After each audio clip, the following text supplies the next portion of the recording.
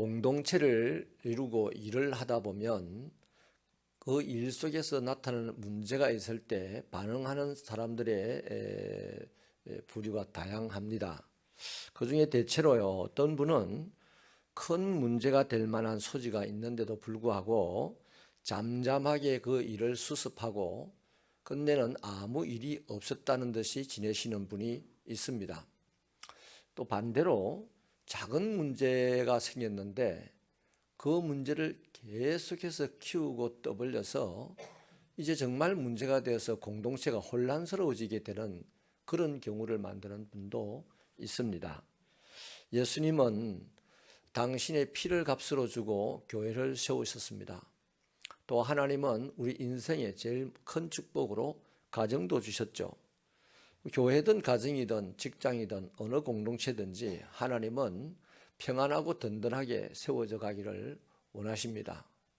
그렇다면 문제를 잘 수습하고 아무 일 없이 지내는 사람, 작은 문제도 크게 떠벌려서 혼란을 야기하는 사람, 어떤 사람이 그 공동체에 유익한 사람이 될 것인지는 자명할 것입니다.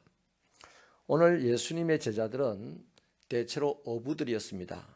갈릴리 호수에서 평생을 고기를 잡고 살았으니 바다에 관한 한 전문가라고 할 만한 사람들입니다. 그런데 오늘 밤 항해 중에 큰 문제가 일어났습니다.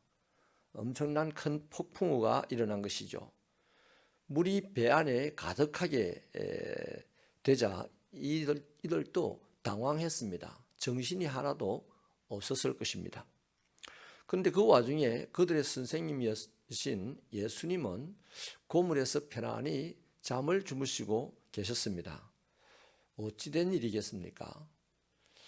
두 가지로 볼 수가 있습니다. 하나는 낮 동안에 하루 종일 병자들을 고치고 복음 사역을 하셨으니 몹시 피곤했을 것이다 라고 볼 수도 있고, 또 더 중요한 것은 전능하신 분이니까요.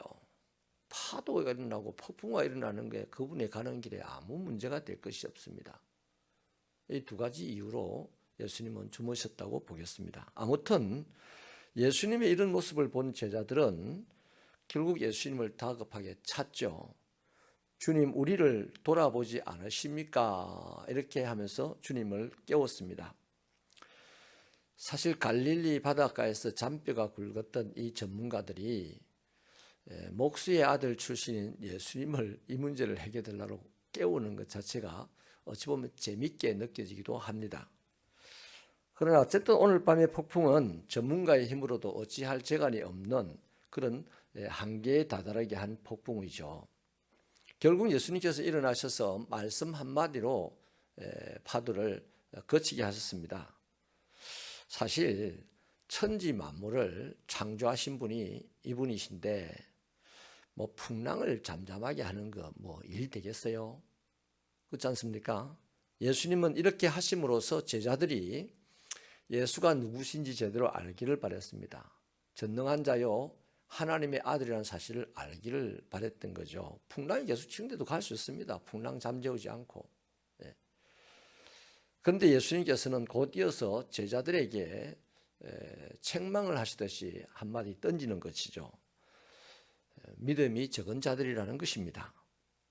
이거 어떤 모습을 지적을 하신 것일까요?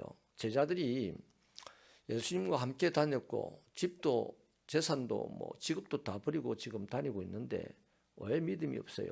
믿음이 있으니까 그렇게 다니는 거죠. 우리보다는 훨씬 믿음이 좋아요. 그런데 예수님은 이 풍랑 앞에서 자기를 깨운 이 제자들을 보고 믿음이 적은 자들이다라고 말씀을 합니다. 그 이유는 제자들이 지금까지 예수님을 따라다니면서 예수님이 하신 일을 봤어요. 그래서 정말 이분이 대단한 분이라는 걸 알고 있습니다. 경험했습니다. 그런데 예수님께서 지금 그들과 함께 하고 있는 이 사실을 깨닫지 못하고 오히려 죽게 되었다 하는 걱정 때문에 지금 당황해하는 모습을 안타까워하시면서 믿음이 적은 자들이라고 책망을 하시는 것이죠. 어제도 봤고 그제도 봤는데 왜 이 풍랑 앞에서 나를 못 믿고 이렇게 떠들썩하겠구냐 하는 것입니다. 어찌 보면 파도야 조용하라 고요하라 한 것도 있지만 그 음성 속의 이면에는 얘들아 너희가 조용해라. 이것도 있는 줄 저는 목회자로서 느껴집니다. 아무튼요, 제자들은 그렇게 두려워했는데 여전히 그 다음에도 또 두려워하면서 주님을 실망시킨 적이 많습니다. 그러다가 예수님이 부활하시고 오순절 성령님이 강림을 하시니까 이제 그 제자들이 두려워했던 마음들은 다 사라지고 담대하게 살게 되었죠. 자, 이제 우리에게 얘기를 돌려보십시다. 우리도 부활하신 예수님을 믿습니다.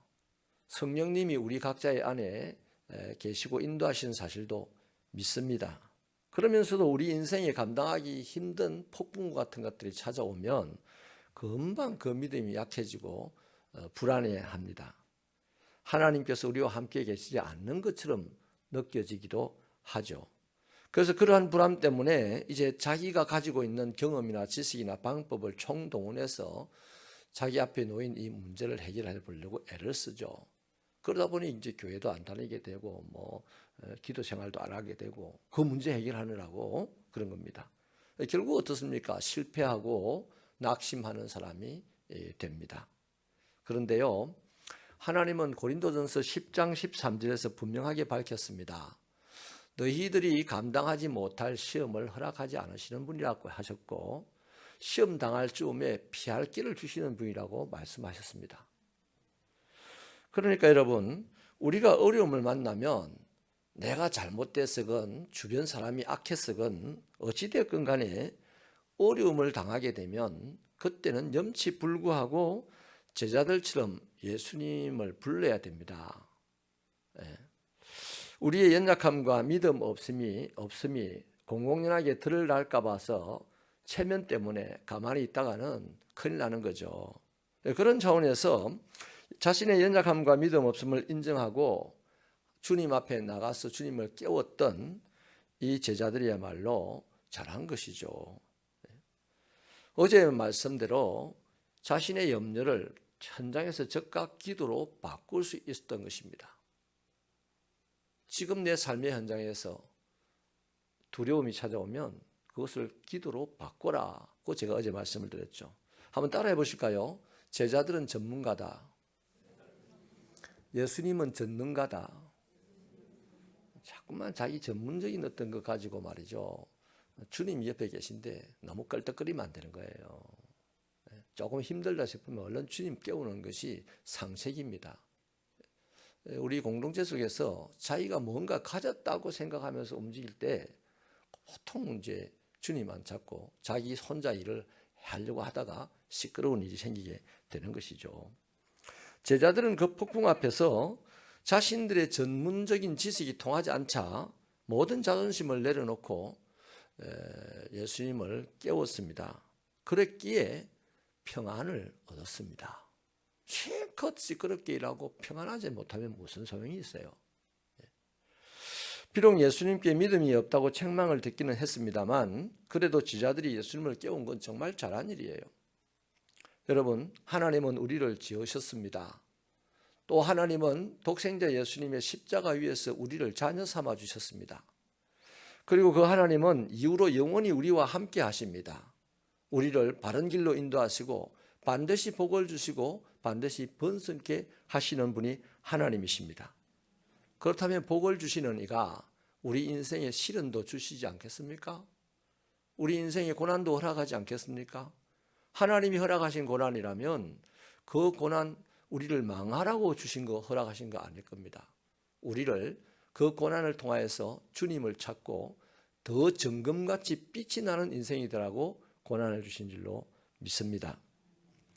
그러므로 우리는 고난이 찾아왔다 싶으면 자신의 체면이 좀 깎인다든지 예수님의 구중을 좀 들을 것이라든지 이런 것 때문에 오히려 주님을 못 찾는 그런 어리석은 신앙이 되지 마시고 내가 고난이 찾아오면 체면이 뭐고 다 내려놓고 주님 찾으시는 여러분 되기를 바랍니다. 뭐 주님이 대놓고 욕하겠습니까? 주님 주변에 있는 사람들이 대놓고 욕을 해, 비난을 해.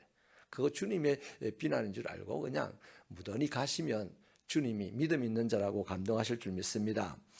이 폭풍을 어떻게 해야 되겠습니까? 그러면 우리 주님에게 내가 인생의 고난이 찾아왔을 때 주님을 찾는다는 건 딱 이겁니다. 주님, 이 폭풍을 견딜 만한 힘을 주세요. 지금 내 곁에 계신 주님, 나를 잘 삶으신 주님, 나와 함께 하시는 주님, 나를 번성케 하실 주님, 나 그거 믿으니 이 폭풍우를 내가 견딜 만한 힘을 주시고, 혹시라도 내가 넘어질까 겁이 나니 주님 이 폭풍이 빨리 지나가게 해주십시오. 이렇게 기도하면 하나님 우리에게 평강을 주신다는 것입니다.